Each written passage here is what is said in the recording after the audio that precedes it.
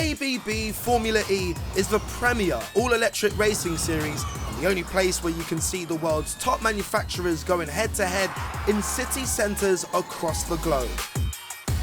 24 drivers go wheel-to-wheel, repping 12 teams as they battle it out in the most advanced electric single-seaters on the planet. It's a tactical and technological battlefield with innovative elements like attack mode and fan boost adding to the action on the track.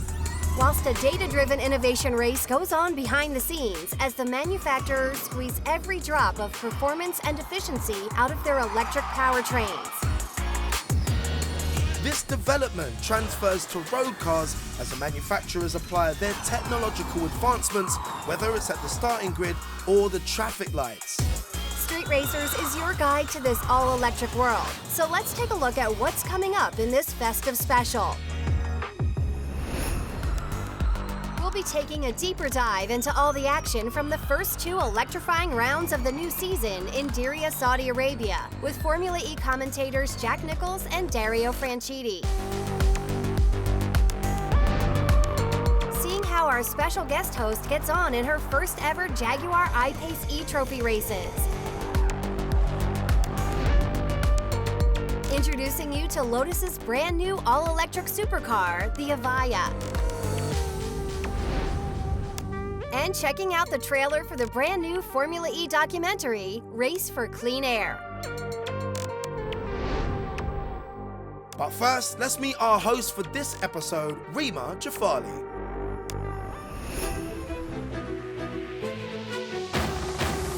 Hello street racers, welcome to Saudi Arabia, my home. I'm Reema Juffali and I'm going to be racing in the Jaguar I-pace e-trophy. I'm really excited. So as you can see, this is the car I'll be racing in this weekend. But what is the Jaguar I-pace e-trophy? The Jaguar I-pace e-trophy championship competes on the same inner city street circuits as Formula E. Last season, it became the world's first all-electric touring car series. Coming into the final race weekend, any one of 5 drivers could have won the title. On the streets of New York, it was Brazilian Sergio Jimenez who was crowned inaugural champion and is back to defend his title. Season 2 welcomes Formula E's revolutionary attack mode, and for the opening race here in Saudi Arabia, 10 drivers took to the grid.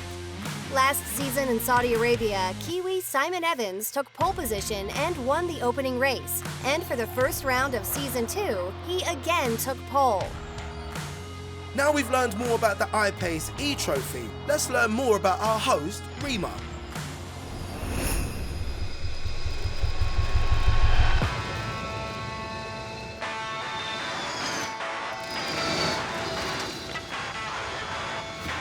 I'm Reema Juffali, and I'm going to be the first ever Saudi Arabian woman to compete in an international racing series in the Kingdom of Saudi Arabia.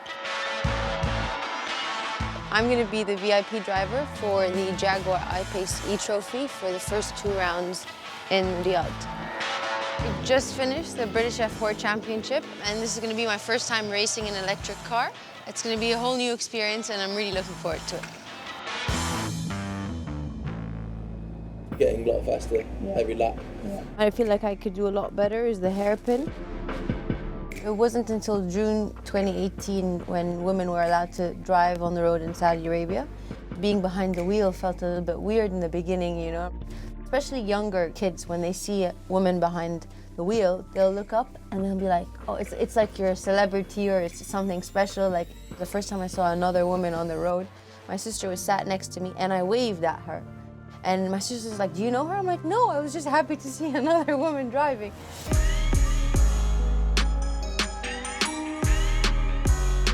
It's nothing like anything I've driven before. I got on the throttle and I really did feel that kick.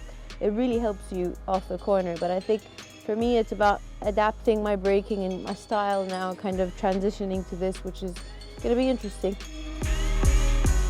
To be the first Saudi woman to drive in an international race series back home is something that I never imagined, to be honest. Like, it's incredible, you know. I actually don't know how to feel. Hopefully we'll get a lot of women, girls thinking about racing, and there's no limit to kind of the career path that you want to take. I think that's great and I'm looking forward to see the reaction. Let's see how Reema got on in the opening race of the season. Hello, hi Saudi Arabia.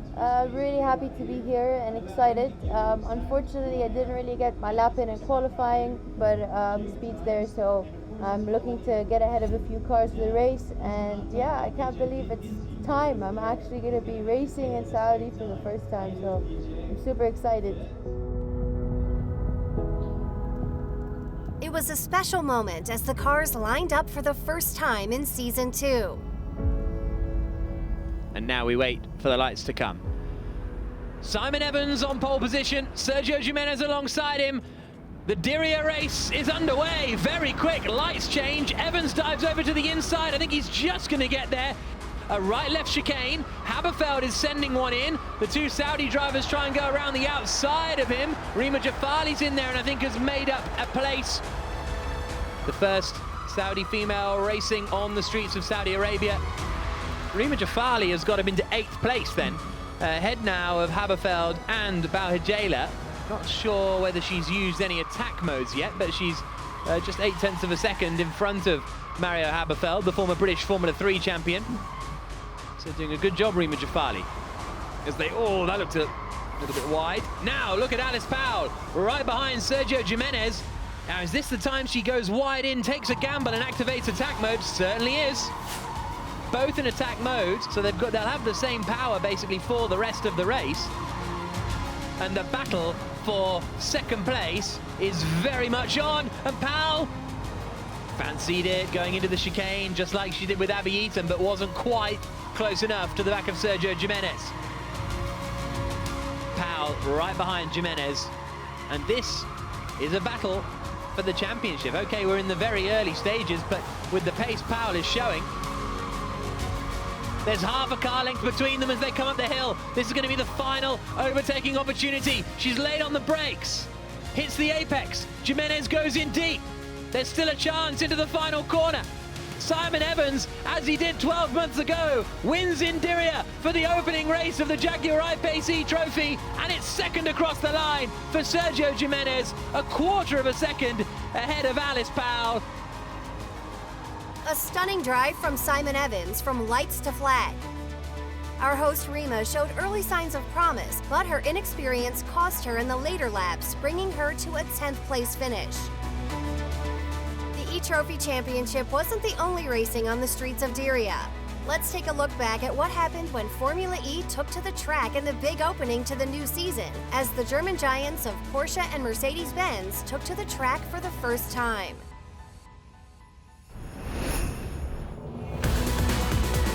Sam Bird cut through the field to take the first step of the podium in round 1. And Alex Sims broke records as he claimed a 3rd consecutive pole position for race 2. And we go green in Diriyah. He drove superbly and held on to take his first ever Formula E win. Meanwhile, reigning champion Jean-Eric Vergne had a disastrous weekend, only managing to rescue 4 points from the 2 races. Let's catch up with Formula E commentators Jack and Dario now to get their thoughts on all the race action. We're here in the pit lane after an eventful opening weekend in the Diriyah E-Prix. 2 races down. Alexander Sims, the championship leader. Last year's champions though, Dario Franchitti. God, it's been a tough one, hasn't it? He's had crashes, had the steering rack lock up, started at the back today, just nothing went right all weekend. And also a difficult weekend for the likes of Audi and Nissan, where you'd expect them to be at the front. The Grassi got a podium, but that was all they really had to show for the weekend. Yeah. It's so competitive now, you know, if you just make the slightest mistake, back you go, no points. But then we saw some really incredible drives from the rookies. I mean, Nick de Vries came from the back today up into the top 10. Well, that's the thing with the rookies for me, is they all come in trying to, downplay their chances. Oh, it's our first race, we're learning. Porsche on the podium, Mercedes-Benz on the podium, Lotterer and Van Dorn, 2 points finishes apiece. Are they championship contenders? Van Dorn's second in the standings. Yeah, it's one thing, you've got to have the highs, you've got to have the days that Alexander Sims had, you've got to have those just out there scoring the big points, but it's also about minimising the bad days, minimising the effect. If you're having a bad day, if you can get a 10, a 9 or better, get some points, you're going to be a championship contender. Alexander Sims, 2 pole positions, 1 win. It was his 3rd pole position in a row, which is a Formula E record, but finally managed to actually get it across the line this time. I spoke to Michael Andretti after the race and said, look, did you have a word? And he said, oh yeah. Because yesterday it was almost like he was quick, but tactics were wrong. He kind of was a bit timid almost. Today, no, absolutely not. Off the start, gone. He knows exactly what to do. Look out for more wins, I think, from Alexander Sims. Some of the other rookies, Nick de Vries, in at Mercedes, in at the hot seat, qualified really well and finished fairly well on Friday. In the Saturday race he had to start at the back, but he still came through. To me that was very, very impressive. That was almost more impressive than yesterday. His speed's not in doubt, he's the F2 champion. Yeah. But the job he did today and the patience he displayed coming through the field, when others lost their head, quite frankly, that was impressive. The first race was a good motor race. Enjoyed it a lot. The second race was kind of classic Formula E carnage, really, wasn't it? Are we expecting more of that throughout the season? Some of the incidents today were simply because guys going for attack mode, others sort of going to pass at the same time, the speed differential. So yeah, I think we're going to see the same mad Formula E races that we've seen before. A lot to do with the shape of the track, a lot to do with attack mode, a lot to do with the fact that from that end of the pit lane to that end of the pit lane, it's very difficult to separate everybody. Well, that's all from us. We'll see you at the next round of the ABB Formula E Championship.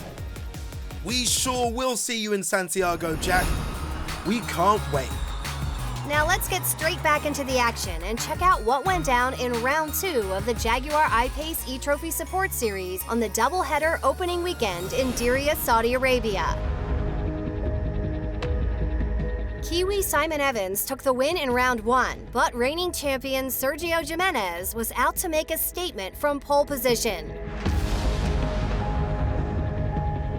The championship leader, Simon Evans, is starting in 2nd place on the grid. Pole position is the reigning champion, Sergio Jimenez. All 5 lights are on. Away we go in Diriyah. Really good start from Jimenez. Very good start as well from Al-Ghasaibi in the middle, but Jimenez holds the lead. Evans slots into 2nd place. I think he's got ahead of Alice Powell there. Abby Eaton, I think, might have had a bit of contact with one of the Saudi drivers. Wheel to wheel, bit of wing mirror banging there between Alice Powell and Yachi Zhang, and now Zhang gets a bit of a hit from Mario Haberfeld. Coming into turn 14, that could give Eaton an opportunity to try and get through. Yachi Zhang is covering off the inside. Very nice to see there. Through 16 and said, oh, sticking the outside. Oh, nicely done. Yachi Zhang decides to activate attack mode, but that was still a very nice move from Alice Powell to get him into 3rd place. Looked like she found a bit more grip there and was able to just carry that little bit more speed onto the big, long straight. Here is Reema Juffali trying to battle with Balhajela. Juffali is in attack mode at the moment. Jimenez out in front, big sideways moment, and Reema Juffali just keeping it together. That was a close one. Through attack mode goes Al-Ghasaibi, comes out still just in front of Mario Haberfeld. They have a little bit of a nudge just to confirm that they're right together on track. Al-Ghasaibi's offline here, could go in a bit deep. Does well to get it stopped, and Haberfeld really trying to get past. He's trying to force the issue quite a bit. Al-Ghasaibi, oh no! Massive misjudgment, and out goes Al-Ghasaibi after that contact with Haberfeld. Yeah, it kind of misjudged it. Covered off the inside, tried to play the dummy almost, but then, yeah, it was just too close. Safety car deployed. This will bunch the field up. Jimenez in the lead, Evans in 2nd, Powell in 3rd. He's slowing down though. Safety car has to be over the safety car line, and Jimenez does do it there. He does it, yes. And everybody else is going to follow him through. So 9 minutes plus 1 lap to go. The top 4 are all in attack mode.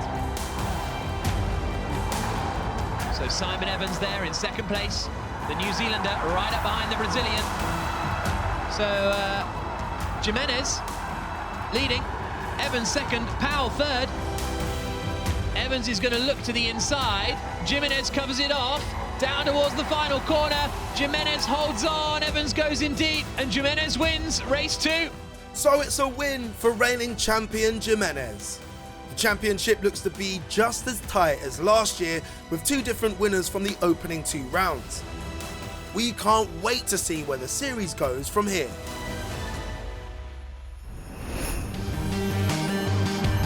One big draw for the ABB Formula E Championship for manufacturers is the opportunity to develop their technology on the racetrack and then feed it into their road cars. And Jaguar have taken it one step further with their own championship. Now, often in motorsport, you hear people talking about race to road and technology transfer. But what does it mean? As the E-Trophy Championship uses race-prepared versions of the I-pace road car, the racetrack is not only a competitive battleground, but a research and development environment for the cars that are on the streets right now. So the I-pace E-Trophy race series allows us as engineers to push these cars and the systems within it to its absolute limit. We're able to build that data into packages that we can send back to UK engineering teams back at base and collaboratively work with them to provide improvements to the road car. We run this battery to its absolute extremes every weekend, and that data can show us how that system behaves at those limits. So we can then look to bring that back into the road car business and extend the limits for the customer. This development has meant that Jaguar have actually been able to increase the range of their I-pace vehicles that are already on city streets around the world by up to 20 kilometers. It's not only the manufacturers who are directly involved in Formula E who have been benefiting from the technology development on the racetrack. Historic British sports car manufacturer Lotus has launched a brand new supercar that's powered by Formula E developed tech. The most powerful series production car in the world. Just over 1,680 kilograms, fully electric, four-wheel drive, 0 to 300 kilometers per hour in under 9 seconds. Lotus Evija means first of a creation, and it's really applicable for us because Lotus is well renowned for being first for many innovations in our motorsport technologies. It just puts Lotus back on the technology map. It shows that we're capable, that we embrace new technologies, we're pushing the boundary of every technology in the automotive industry. The e-motor system in an electric vehicle like this, at the very pinnacle of technology, is 98% efficient. I think a Formula 1 car is around about 50%, road cars 30%. Yeah, the Evija has to maintain the core DNA of Lotus, and luckily that's always been innovation, but also really it's the user experience, trying to work out what the customer is going to do with their car. So some, yes, are going to drive them exceptionally fast around circuits, some are going to accelerate, and others are going to be seen in city centres. So having the ability to lift the suspension and can work with the road surface and work on the racetrack. The technology we've chosen has made us already very, very advanced, working with Williams to get the battery technology, the most power-dense products that are available on the market today. Motorsport really aids road car development. Williams' involvement with Formula E and the battery technology there being the main partner for them meant that they're working at a beta technology, so things that are not available in road car production, battery cells that are only in lithium, power tools that are power dense. So that advancement that they've been working in that arena for 5-6 years before we need that technology has really been helpful. As Formula E has developed and manufacturers have joined the series, a whole ecosystem of suppliers have also got involved. Companies like Schaeffler, Magna, ZF, and ABB are developing their technology through the Formula E Championship.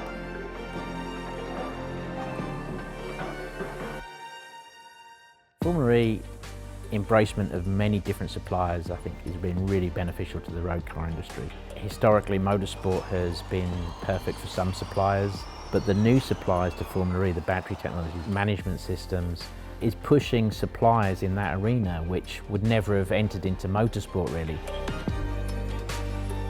Formula E has done an amazing thing for acceptance of EV motorsport, but also it's brought motorsport to cities.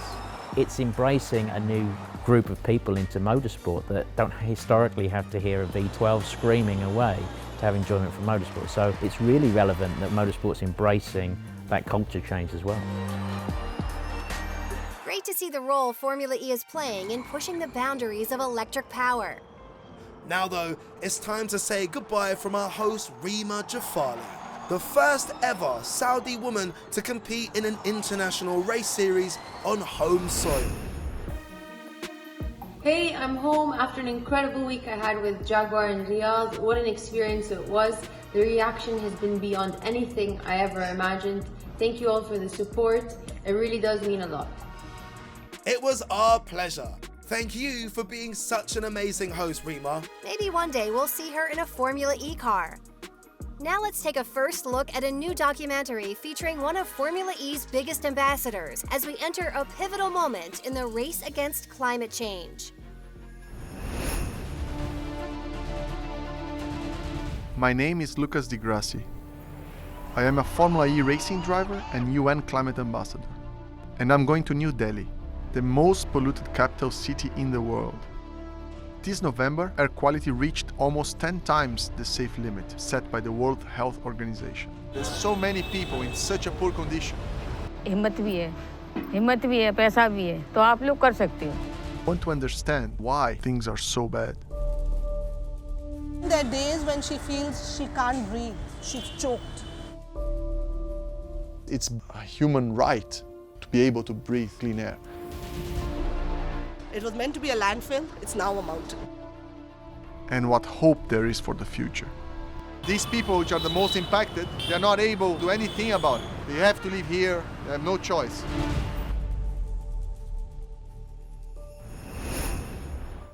Gripping stuff. Make sure you don't miss that one. As the race towards a greener future is now, make sure you are along for the ride. On a lighter note, let's catch up with some of our favourite drivers as they have some very festive messages to share. Merry Christmas everyone. I wish you a very good time with your families. It's time to recharge batteries now. I will do the same and I'm very much looking forward to the next race. Hi everyone, Oliver Rowland here. Yes, so Christmas break now, a couple of months off until Santiago, so yeah, just here in London, been out training, just got back. The weather's not the best, but yeah, wishing everybody a very nice Christmas break. I'll be heading to New York with my mum for Christmas, so yeah, really looking forward to that, and wishing everybody a nice break.